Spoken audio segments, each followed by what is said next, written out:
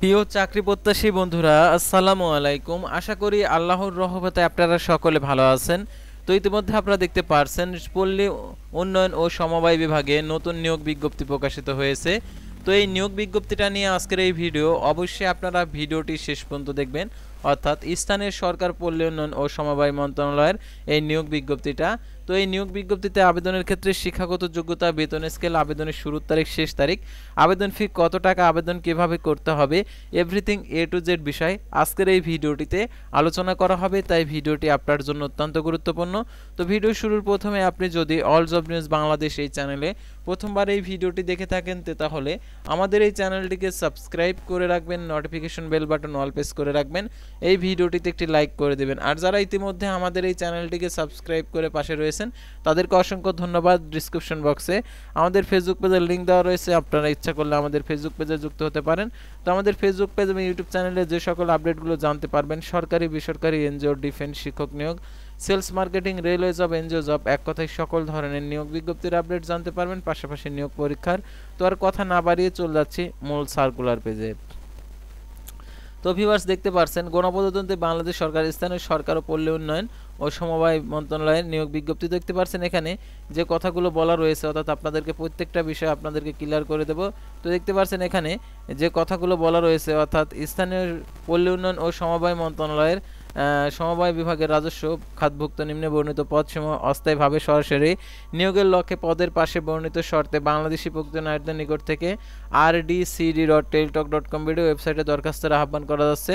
তো দেখতে পাচ্ছেন পদের নাম, বেতন স্কেল, পদের সংখ্যা, শিক্ষাগত যোগ্যতা, ক্যাশিয়ার 11,000 টাকা থেকে 26,590 টাকা, 13তম গ্রেড, পদের সংখ্যা একটি কোন স্বীকৃত বিশ্ববিদ্যালয়তে বাণিজ্য বিভাগে স্নাতক সমান ডিগ্রি, কম্পিউটার ব্যবহারের দক্ষতা, ওয়ার্ড প্রসেসিং সহ কম্পিউটার চালানোর দক্ষতা থাকতে হবে।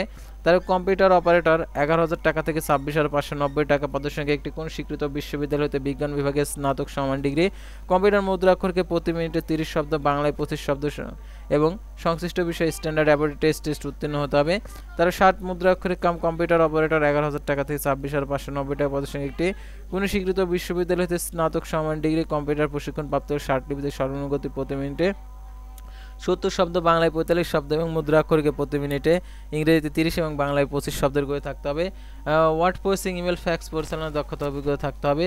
অফিস সহকারী কাম কম্পিউটার মুদ্রাক্ষরিক 9,300 টাকা থেকে 22,490 টাকা, পদের সংখ্যা 16টি, পদের সংখ্যা 2টি, কোন স্বীকৃত বোর্ড হইতে উচ্চ মাধ্যমিক সার্টিফিকেট সমান পরীক্ষা উত্তীর্ণ, কম্পিউটার প্রশিক্ষণপ্রাপ্ত, কম্পিউটার মুদ্রাক্ষরকে সর্বনিম্ন গতি প্রতি মিনিটে 20 শব্দ, বাংলায় 20 শব্দ, ওয়ার্ড প্রসেসিং, ইমেল, ফ্যাক্স পরিচালনার দক্ষতা অভিজ্ঞতা থাকতে হবে।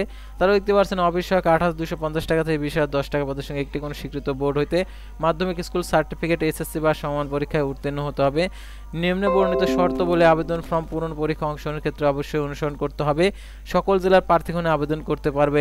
নিয়োগে 10 নভেম্বর 2025 খ্রিস্টাব্দ তারিখে সর্বোচ্চ বয়সসীমা নির্ধারণ করা হয়েছে। সাধারণ প্রার্থীদের ক্ষেত্রে 32 বছর এবং 10 নভেম্বর 2015 তারিখে 18 বছর পূর্ণ হলে তিনি আবেদন করতে পারবেন।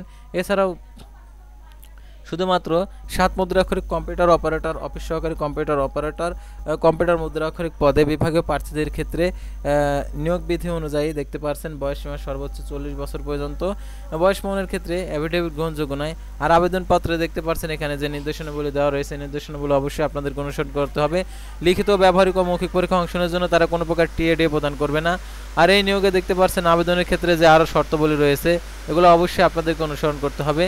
নিয়োগকারী কর্তৃপক্ষ পদের সংখ্যা হ্রাস, বৃদ্ধি ও বিজ্ঞপ্তি বাতিল করার অধিকার সংরক্ষণ করেন। 1 ও 5 নং ক্রমিক নং পদে লিখিত পরীক্ষা উত্তীর্ণরা মৌখিক পরীক্ষার জন্য বিবেচিত হবে এবং 2, 3 ও 4 নং ক্রমিক নং পদের প্রার্থীরা লিখিত পরীক্ষায় ও ব্যবহারিক পরীক্ষা উত্তীর্ণ হওয়ার পর মৌখিক পরীক্ষা অংশগ্রহণের জন্য বিবেচিত হবে। আর অনলাইন আবেদনপত্র পূরণ ও পরীক্ষার ফি জমাদান সংক্রান্ত দেখতে পাচ্ছেন অনলাইন আবেদন অংশগ্রহণে ইচ্ছুক প্রার্থীগণকে rdcd.teltalk.com ওয়েবসাইটে আবেদন ফর্ম পূরণ করতে পারবেন। অনলাইন আবেদনপত্র জমাদানের শুরুর তারিখ 10 নভেম্বর 2025 সকাল 10টা। অনলাইন আবেদনপত্র জমাদানের শেষ তারিখ 9 ডিসেম্বর 2025 বিকেল 5টা। উক্ত সীমার মধ্যে ইউজার আইডি প্রাপ্ত প্রার্থীগণ অনলাইন আবেদনপত্র সাবমিট করা হলে 72 ঘন্টার মধ্যে এসএমএস এর মাধ্যমে পরীক্ষার ফি জমা দিতে পারবেন। আর অনলাইন আবেদনপত্রে 300x300 পিক্সেল ছবি এবং 300x80 পিক্সেল স্বাক্ষর আপলোড করতে হবে। ছবির সাইজ 100 কেবি, স্বাক্ষর সাইজ 60 কেবি হতে হবে। আর কিভাবে টাকা প্রদান করতে হবে সেটা এখানে, কত টাকা প্রদান করতে হবে এখানে দেওয়া রয়েছে। 1 থেকে 4 নং ক্রমিক নং পদের জন্য 100 12 টাকা প্রদান করতে হবে। 5 নং ক্রমিক রং পদের জন্য 56 টাকা প্রদান করতে হবে। তবে অনগ্রসর নাগরিক অর্থাৎ সকল প্রার্থীদের ক্ষেত্রে 56 টাকা প্রদান করতে হবে 72 ঘন্টার মধ্যে। এখানে বিশেষভাবে উল্লেখ্য যে অনলাইন আবেদনপত্রের সকল অংশ পূরণ করে সাবমিট করা হলে পরীক্ষার ফিস জমা না দেওয়া পর্যন্ত অনলাইন আবেদনপত্র কোনো অবস্থাতে গৃহীত হবে না, সেহেতু 72 ঘন্টার মধ্যে টাকাটি জমা দিয়ে দেবেন। আর প্রবেশপত্র প্রাপ্তির বিষয়টি হচ্ছে আপনি যে মোবাইল নাম্বার উল্লেখ করবেন সেই মোবাইল নাম্বার SMS এর মাধ্যমে সকল তথ্যগুলো জানিয়ে দেবে পরীক্ষা সংক্রান্ত, সেহেতু সেই SMS এর প্রাপ্ত নির্দেশনাগুলো অনুসরণ করবেন এবং নিয়োগ প্রক্রিয়াতে একদম সম্পন্ন হয়ে যাবে।